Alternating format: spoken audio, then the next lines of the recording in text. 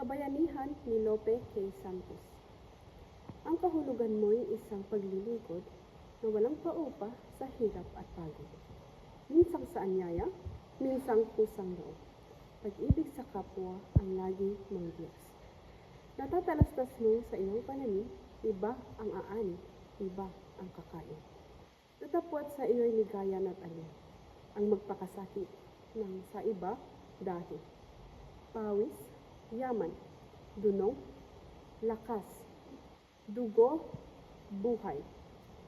Pinupuhunan mo at inaaalay. Kapag kaibig mong sa kaalipinan, ay makatubos ka ng aliping bayan. Sa tulong mo'y naging maalwan ang dukha.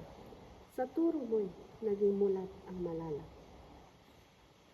Tapang mo'y sa duwag naging halimbawat, ang kamatayan mo ay buhay ng madla.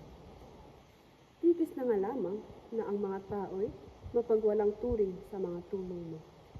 Ang kadalasan pang iganti sa iyo ay ang pagkalimot kundi pagkalimot. Pagsusuri sa unang sakno. Ang kabayanihan ay hindi nakatali sa digmaan o pisikal na tapang lamang.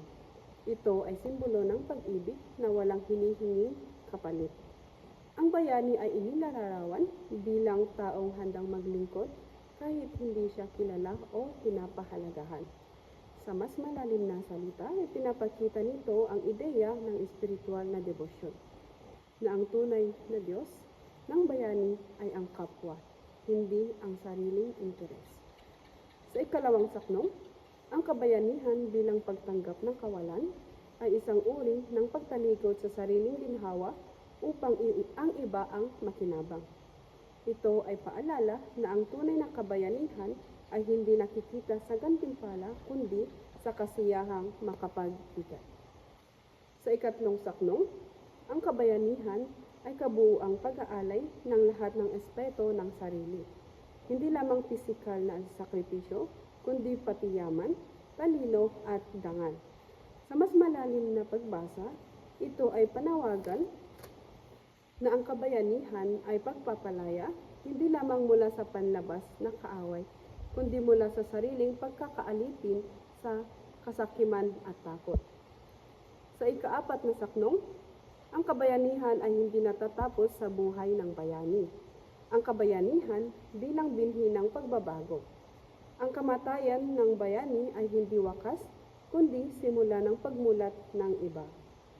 Sa mas malalim na antas, ipinapakita nito ng kabayanihan ay pamana, isang inspirasyon na nagbubunga ng tapang at kaalaman sa mga naiwan. At sa panghuling saknong, ito ay nagsisiwalat ng mapait na katotohanan, na ang lipunan ay madalas walang utang na loob.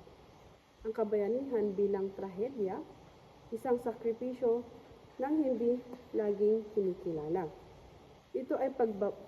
Ito ay babala na ang kabayanihan ay hindi para sa pagpuri, kundi para sa prinsipyo. Ang bayani ay handang tanggapin ang paglimot ng tao dahil ang kanyang layunin ay mas mataas kaysa sa pagkilala ng lipunan.